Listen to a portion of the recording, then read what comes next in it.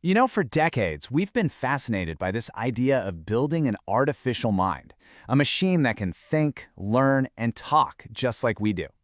But how on earth do you even begin to build something that thinks? Well, that's exactly what we're going to break down today. So let's start with the big one, the question that kicked this whole field into gear.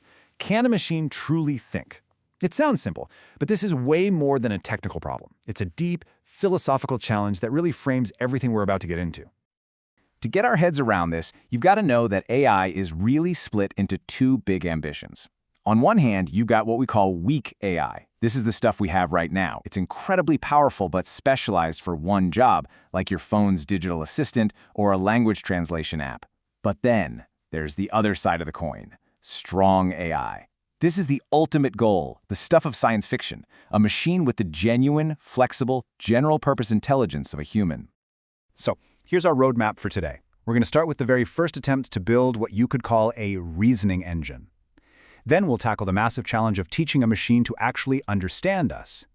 After that, we'll get into the real game changer, how AI learns from experience. We'll see where it's already a part of your life, and then we'll loop all the way back to that huge question about the future. All right, let's dive right in with the first approach, the rule-based brain. The initial idea for AI wasn't about learning at all. It was about programming. The goal was to basically sit down with a human expert and meticulously code every single piece of their knowledge, every rule of thumb, directly into a machine. And this approach gave birth to what we call knowledge-based systems. The big idea here was to create a digital expert, a program that could perfectly replicate the decision-making of a world-class doctor or maybe a seasoned engineer. A knowledge-based system really has two distinct parts. First up is the knowledge base. Just think of it like a super specialized library, packed with facts and tons of if this, then that rules. And then you've got the inference engine. This is the reasoner, the brains of the operation, that actually takes all those rules and applies them to new info to figure things out. So let's see how this rule-based brain would actually work in the real world, say for a medical diagnosis.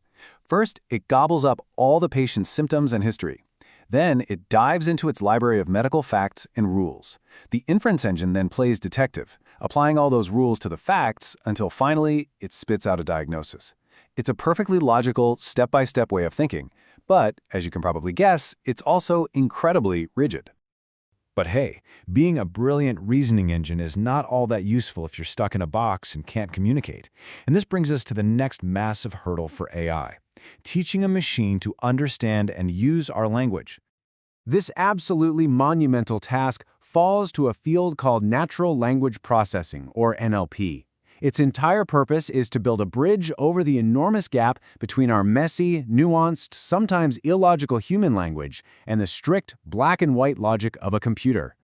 And believe me, it is a huge challenge, because unlike a programming language that has rock-solid rules, our language is just, well, it's messy.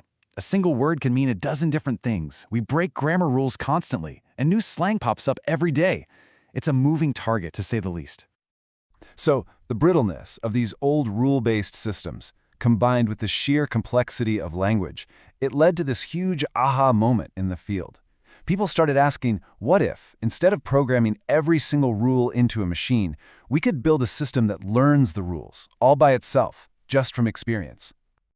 And that right there is machine learning. It's a total reversal of the old way of thinking.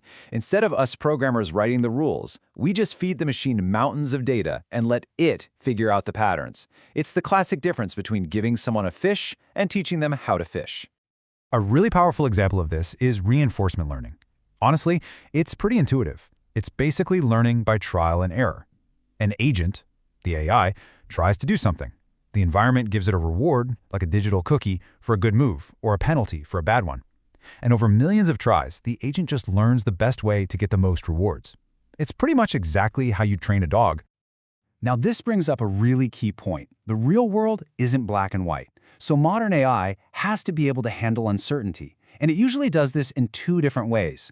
You've got probability, which is about the chance of something happening, like a 70% chance of rain. Then you've got something called fuzzy logic, which deals with vagueness. It's not about chance, it's about degrees of truth. How hot is the weather? Well, fuzzy logic can say it's 0.8 hot, instead of just a simple yes or no. Okay, so we've got the old school rule-based brains and the newer learning brains. We've talked theory, now let's get down to it. You might actually be shocked by how often these different kinds of brains are quietly working behind the scenes in your day-to-day life.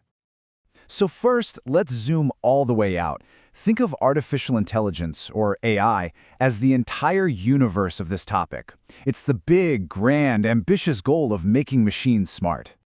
Now, inside that giant universe is a massive galaxy called machine learning. This is where we stop trying to program every single rule, and instead we let the system learn from data how to get better at a specific job, like recognizing your face in a photo. And then, at the heart of that galaxy is a super bright, incredibly powerful star system called deep learning. This is where we use things called neural networks, which are inspired by the wiring of our own brains to find super intricate patterns in just colossal amounts of data. This is the engine behind things like self-driving cars and the most advanced AI assistants we have today. And you can see the results of all this everywhere. In healthcare, AI is helping radiologists find cancer on scans way earlier than the human eye can. That chatbot you argue with about your internet bill, that's AI. And the system that flags a sketchy charge on your credit card in milliseconds, that's AI too. It's already woven deep into the fabric of our world. And this brings us right back around, full circle, to the question we started with. Now that we have a much better sense of how AI is actually built, let's look at that ultimate goal again: strong AI. How would we even know if we'd finally done it? So, what's the test? Well, the classic benchmark was dreamed up by the father of computer science himself, Alan Turing. His idea, which we now call the Turing test, was actually pretty simple. You put a human judge in a room, and they have a text conversation with two mystery participants. If the judge can't reliably tell which one is the human and which one is the machine, then the machine passes. Now here's the crucial point about the Turing test. It doesn't care how the machine is thinking on the inside. It's not a test for consciousness or feelings or self-awareness. It is purely a behavioral test. Can the machine imitate human conversations so perfectly that we can't tell the difference? And that leaves us with the final and I think most fascinating question. If a machine finally does pass the Turing test, have we actually created true thinking intelligence? Or have we just engineered the world's most sophisticated parrot, the ultimate imitation of intelligence? The answer to that? Well, that just might define the next chapter of AI.